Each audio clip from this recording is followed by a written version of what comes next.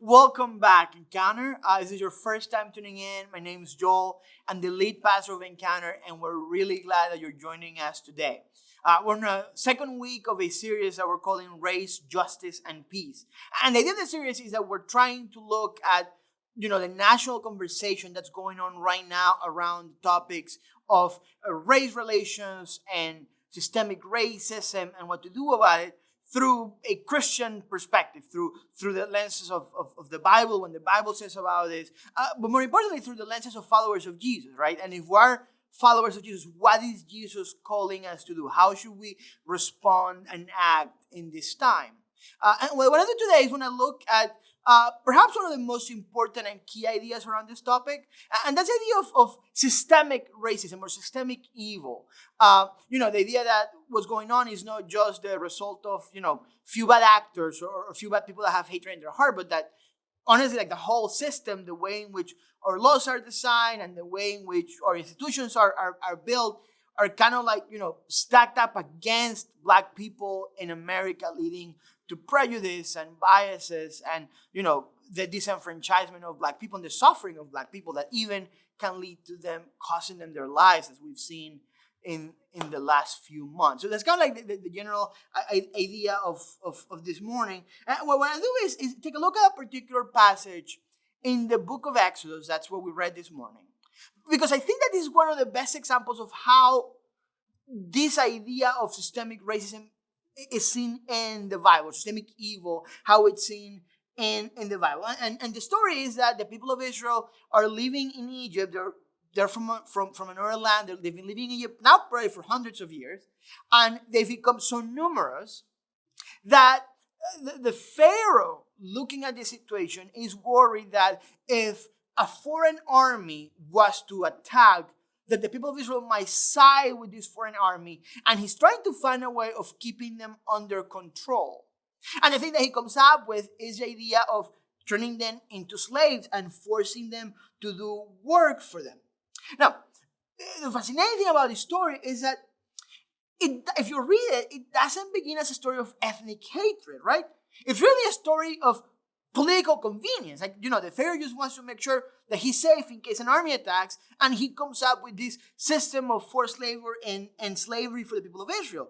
Now, then the fascinating thing is how that original idea then devolves into slavery and also devolves into ethnic hatred. So if we go back to that passage, let me start reading on verse 11. So they put slave masters over them to oppress them with forced labor, and they built Pithom and Ramesses as store cities for Pharaoh. But the more they were oppressed, the more they multiplied and spread. So the Egyptians came to dread the Israelites and worked them ruthlessly. They made their lives bitter with harsh labor in brick and mortar, and with all kinds of work in the fields. In their harsh labor, the Egyptians worked them ruthlessly. You see that line, it says like the Egyptians came to dread them. Like the fact that they were doing this horrific thing to them created this sense of both fear and hatred in their hearts.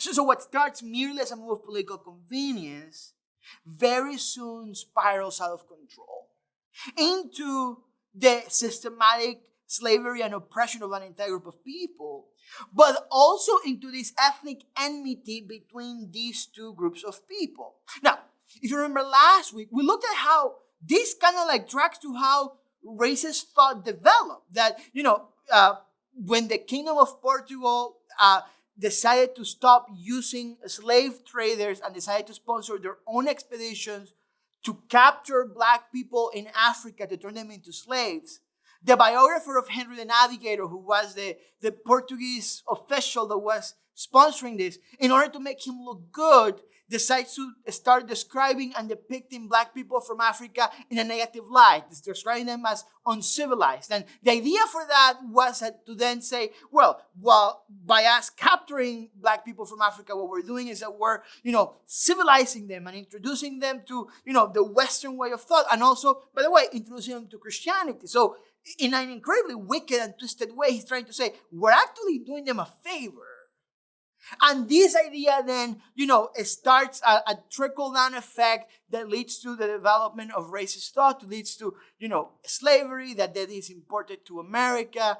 And here we find ourselves today. Like, it starts at this idea of just political convenience. And by the way, the same train of thought is used in the colonization of Latin America and how natives were treated. Like, I'm from Ecuador. This is how natives were treated in Ecuador. That the Spanish government was saying, we are actually doing them a favor because we're Christianizing these people, which then led to all the oppression that people in this continent have experienced. And what we need to notice, though, is that the people from Africa had done nothing bad to the people of Portugal. And for that matter, the people of Portugal didn't have anything specific against the people of Africa. It was just economically convenient. There's one of the leading researchers on the idea of racist, the development of racist thought in America is a man named Ibram X. Kendi. And he has this line that I find very interesting. He says, "We have been taught that ignorance and hate lead to racist ideas, lead to racist policies. If the fundamental problem is ignorance and hate, then your solutions are going to be focused on education and love and persuasion. But of course, Stamped from the Beginning, which is one of the books that he's written on the topic, shows that the actual foundation of racism is not ignorance and hate, but self-interest, particularly economic and political and cultural." Ibram X. Kendi, by talking about how racist thought developed in the modern world, is actually echoing back to the exact same thing that we see happen in the book of Exodus. That the greed and the self-interest of the Pharaoh and the fact that he doesn't see other people in the same way as he sees people from Egypt leads him to create this system where the people of Israel are oppressed and enslaved. And what's interesting is that one sin, right, kind of like spreads as a poison through the whole country. Because it's not only him deciding, hey, we should put the people of Israel down. Is that there's all these politicians and advisors below him that are helping him develop this system and these policies. And then below that, you have the people that are actually enforcing it, like the slave masters and the slave drivers that are, forcing the people of Israel to do labor. And the interesting thing, though, also beyond that, is that then that leads into hate. That it's almost like there's something in the Egyptian slave drivers that are just horrified by what they're doing to the people of Israel, that the way in which their heart justifies it is to turn it into feelings of dread and hate towards them. And of course, this is also going to lead to resentment and bitterness and pain and hatred on the people of Israel that are experiencing this oppression and this suffering. So all of a sudden, the sin of Pharaoh has spread into the whole country, and it affects like every aspect of Egyptian life. This is the institutionalization of sin.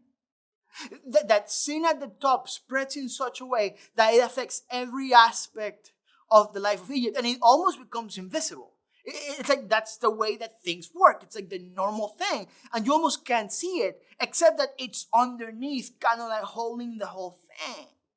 Now, you've probably experienced something like this idea that sin tends to kind of like get out of control. Maybe not in the same levels as the Pharaoh, hopefully. But if you've ever been trapped in an addiction, it didn't start as a big thing, right? It started as like a small thing. And that led to a bigger thing, and before you know, you were like drowning in it and you didn't know how to get out of it. Maybe it's like one lie or one thing that gets you spread out, and before you know it, like it just kind of like spiral out of control. Sin spirals out of control. And what happens is that when it's somebody in power, somebody that has authority and influence over others, that spiraling out of control has catastrophic circumstances that go beyond just the direct effects of what we do and filter down into other people. That's systemic evil. Now, in the Old Testament, what you're going to see is that this doesn't only happen in Egypt. This was just like par for the course. It happens in most of the nations at that time, even in the nation of Israel. So, Israel eventually becomes established in the promised land. And, they have kings, they have Saul and then David. And then the descendants of David, very slowly you're going to see this kind of like drifting apart from the relationship with God. To the point that the more that they drift apart from God, the more that the laws in the land become oppressive to people. And what you see in the second half of the Old Testament is God raising up prophets to warn the people of Israel of God's judgment because of this institutionalization of sin, because of the systemic ways in which sin was taking place in the nation of Israel. I actually want to show you one particular prophet. This is Prophet Isaiah. Because in his writings, we're going to see this whole train of thought play out. So let me start reading at the beginning. This is Isaiah chapter 1. And I'm going to start reading on verse 2. It says, "Hear me, you heavens. Listen, earth. For the Lord has spoken. I reared children and brought them up, but they have rebelled against me. The ox knows its master, the donkey its owner's manger, but Israel does not know. My people do not understand. Woe to the sinful nation, a people whose guilt is great, a brood of evildoers, children given to corruption. They have forsaken the Lord, they have spurned the Holy One of Israel, and turned their backs on him." God is pronouncing this very strong judgment against the nation of Israel. Now, a couple of things are interesting. First is that if you read that, it's a general indictment of the whole nation.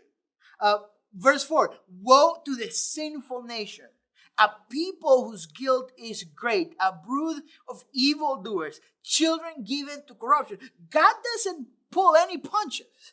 Now, what are the people of Israel being accused of exactly? If we go to chapter 9 of the book of Isaiah, we're going to see this. This is verse 14.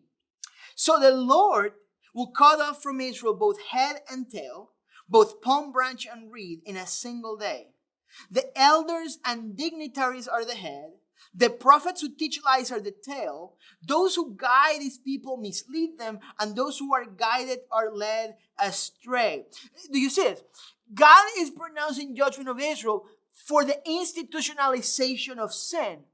And he says that it starts at the top with the elders and the dignitaries, and on the other end, it's the prophets that are kind of like, validating what they're saying, and then that the whole people in the middle, like the whole nation, is being led astray. Now, what's interesting is what Isaiah says that leads into. What happens when, the elders and the dignitaries and the prophets are validating this and the people are led astray. And we said in the next chapter, chapter 10, it says, "Woe to those who make unjust laws, to those who issue oppressive decrees, to deprive the poor of their rights and withhold justice from the oppressed of my people, making widows their prey and robbing the fatherless." So what he's saying is that the sin of the people at the top trickles down all the way to the point that it implicates everybody.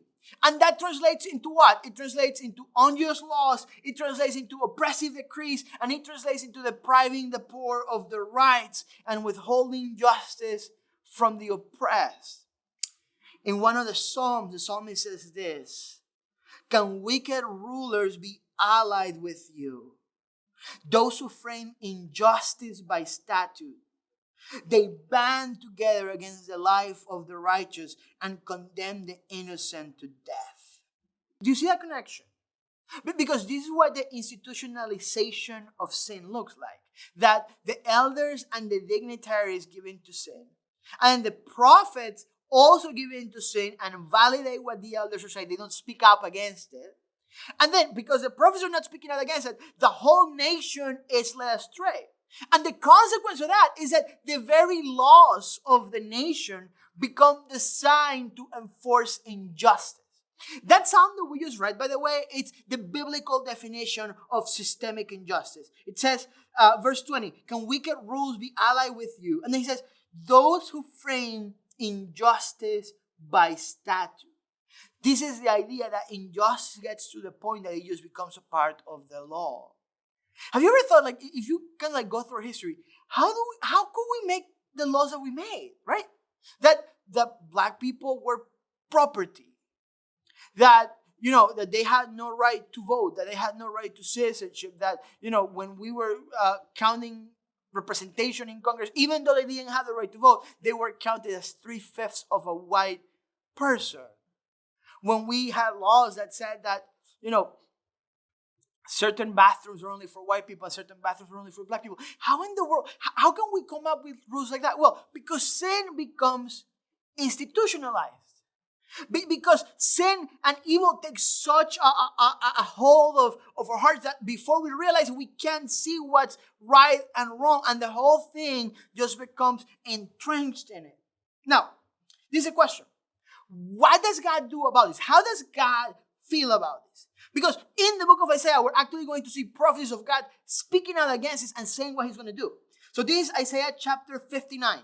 It says, "So justice is driven back, and righteousness stands at a distance. Truth has stumbled in the streets. Honesty cannot enter. Truth is nowhere to be found. And whoever shuns evil becomes a prey. The Lord looked and was displeased that there was no justice. He saw that there was no one. He was appalled that there was no one to intervene. So his own arm achieved salvation for him, and his own righteousness sustained him. He put on righteousness as his breastplate and the helmet of salvation on his head. He put on the garments of vengeance and wrapped himself in zeal as in a cloak." You read that. God is displeased at injustice. God is appalled at injustice. One of the verses I've mentioned several times in the last couple months is this passage from the book of Amos, where God is again pronouncing judgment. And I love how Eugene Peterson paraphrases it in the Message. He says this. He says, "I can't stand your religious meetings. I'm fed up with your conferences and conventions. I want nothing to do with your religion projects, your pretentious slogans and goals. I'm sick of your fundraising schemes, your public relations and image making. I've had all I can take of your noisy ego music. When was the last time you sang to me? Do you know what I want? I want justice, oceans of it. I want fairness, rivers of it. That's what I want. That's all I want." God's heart beats for justice. One of the interesting things that you're going to see in the Old Testament, that whenever the prophets talk about God enacting judgment, whenever you actually see God, punishing people or God's wrath being provoked, it's very much connected to injustice. It's usually when injustice gets to the point that nobody does something, that God then is the one who acts on behalf of the victims of injustice. God hates injustice. And the question for us is, if we are the people of God, what are we to do in the face of systemic injustice? What are we to do when we see injustice? And I would say number one is that we should care. And you might think, well, of course we care. Like that's normal. But do we really? Because the question is, do we feel about injustice how God feels about injustice? Because if we're the people of God, if we care about the things that God cares about, then we should hate injustice. Our blood should boil against injustice. It should break our hearts. It should move us into action. Now, why is it so hard for some of us to do? Well, I think it's a number of reasons. Number one is that, we live in a society that's shaped by this idea of, Western individualism, which has a, number of implications. But one is that, we are taught since we're born to care primarily about ourselves, to look out for ourselves. So that's like the number one kind of like priority for us. But also around that idea is the idea that, everybody has a capacity to do whatever they set their minds to do. That no matter what happens, that we can pull ourselves up from our bootstraps and get ahead. So the idea that there are systemic injustices or systemic things to the point that don't allow that to happen, it goes against the narrative that we see for our own success, right? That we did, that we took action, that we got involved. And when what we see, the world is like a little bit more complex than that. And the question for us is, do we care more about whatever, cultural ideology we might have? Or do we care more about the things that God cares about? And the second thing I would say is a lot of ignorance sometimes. And I don't mean it in a derogative manner. What I mean is that a lot of times we don't know. I'll be honest, I am really from Ecuador. I had no idea about so much of, race relations in America until a few years ago, a few months ago even. A couple of weeks ago, there was this video that went viral by Phil Vischer. Phil Vischer is one of the creators of VeggieTales. I don't know if you grew up watching the little vegetables that were teaching you biblical lessons. I think he's Larry the Cucumber. And it's a fascinating video because it takes you kind of like point by point showing how, systemic racism in America works today. And he starts kind of like, in the aftermath of the Civil War, how vagrancy laws were instituted in the South that basically made it illegal for a black man to be on the streets unemployed, even though that was a majority of black men because they had just been freed and they didn't have any property, which forced them to hire themselves back to plantation owners. How then that led to the Jim Crow laws in the South and segregation. How then that led to like the poverty that was created on the black community, which then led to when the federal government was backing mortgage loans to help people to buy homes, that they were against backing loans in black neighborhoods because they were deemed more dangerous. That's like redlining comes from, which then also leads into in the aftermath of World War II and the GI Bill, that the majority of soldiers that benefited from that were white soldiers. When black soldiers did not get as many of those loans, which didn't help them to buy houses, which then that leads into how, our policing in our country and education and almost like every single institution kind of like has this bias and prejudice against black people. Some of the statistics he gives blew my mind. For example, a white man has a 1 in 23 chance of going to jail. A black man has 1 in 4. The net worth of the typical white family is 10 times greater than the net worth of a black family, which affects then how those black families are able to have access to good housing and to good education and to loans and to all the things that families normally need to get ahead in America. The system is designed in such a way that disenfranchises black people in our country. Now, the final thing is apathy. Because there's only so much that we can care about, isn't there? But the thing is that Christians will now, we know how God feels about injustice. And a very short Google search or a very short visit to the library will just unearth all of the facts, statistics that show how systemic injustice takes place in our country. And the question is that once you know, what are you going to do about it? Once we know, we can't unknow. We can't just go back and pretend that God doesn't care about this. Once we see, we can't unsee. One of the examples I usually mention in other contexts is a play that was written in Germany by a Lutheran pastor in the aftermath of World War II and the Holocaust. It's called The Sign of Jonah. It's written by a guy named Gunther Rottenborn.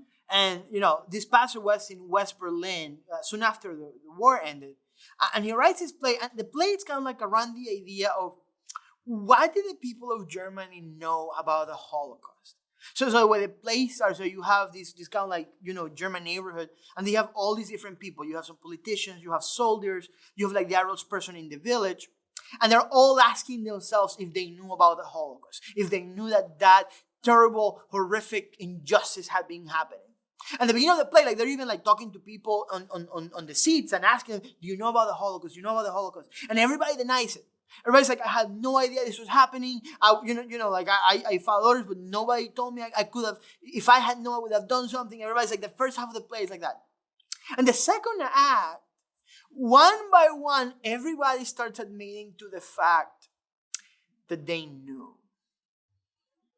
And everybody gives a different excuse of why they didn't act, usually passing up the ball, right? So like the soldiers as well. Like if I had known something, then my superiors would have, done something to me. The average people in the village were saying, well, if we knew, but if we had done something, then the soldiers would have come for us. That's what happens when we all know we don't do anything about it. And I say that because we know. We know how God feels about injustice. And we know what's going on in our country. We see it. Any Google search, any visit to a library, any conversation with a Black person in America will tell us what's going on. And the question is, what does that do to us? We sing a song at church sometimes called Hosanna. There's a line in Hosanna that says, break my heart for what breaks yours. And the line is actually inspired on a man named Bob Pierce. Bob Pierce was the founder of World Vision. World Vision is like the largest Christian charity in the world. And his line was that. His line says, let my heart be broken by the things that break the heart of God. The question is, does our heart break? I'll be honest, before this last month and a half, I had never even preached about racism. And that's to my shame. And one of the reasons was because I never really thought it was my problem. Which sounds awful. I'm not proud of that. But it was like, I'm Latino. I love my, Black brothers and sisters. Like, I'm not racist. Like, this is not my issue. And I remember when the murder of Ahmaud Arbery, like the video came out, that night we had actually a schedule, a church prayer meeting, and we prayed for justice for his family that night. And then somebody from our church sends me a message in the middle of the week, and he's like, hey, are we going to talk about this on Sunday at church? And I said, actually, we pre-recorded our service, so that's done. So we can't really do anything. And then I remember that week feeling convicted about the fact that as a nation, we had witnessed on video this horrible thing. And that if there was one institution that should say something about that, was the church. So that morning, before the service started, we went live and I did a prayer before our service, aired.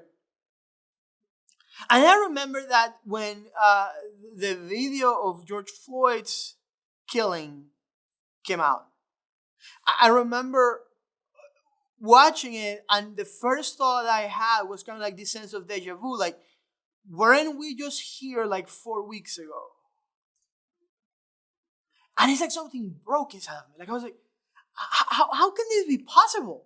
That we live in a country where this happens not once a year, not once every few months, but like every few weeks. We're looking at a new video of this. There was something that I just found it so inconceivable, and it broke my heart. And I had never experienced that like visceral frustration and anger. And listen, I'm not Black. I don't have, even though I'm Latino and even though I experienced some level of discrimination, it's not the same thing. It wasn't a lived experience. But there was something about it that just broke my heart. And what that led me to think was, for a second, like, if me not being Black, watching this on video, it's creating this reaction in me. How does God feel about this? Watching from his throne over what happens in our nation, or what we do to each other, how does God feel about this? And what we see in the scriptures is that God's heart breaks. And if God's heart breaks, our heart should break too. And when our heart breaks for the thing that God's heart breaks for, you know what happens? That's what leads us into action. That's what propels any sort of involvement, any sort of activism, all of the work of justice. That's the fuel of it. The fuel for the work of justice we're going to be talking about in the following weeks. It spawns out of this idea that we believe that God's heart breaks for this. And if we are the people of God, our heart breaks for it too. I want to close with this. I'm not naive.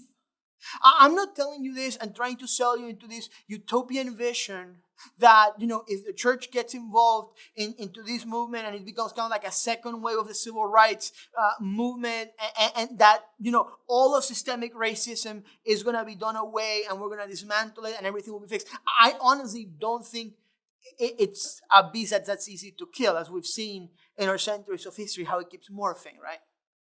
And yet, I also believe that doesn't mean that we're not called to continue working in it.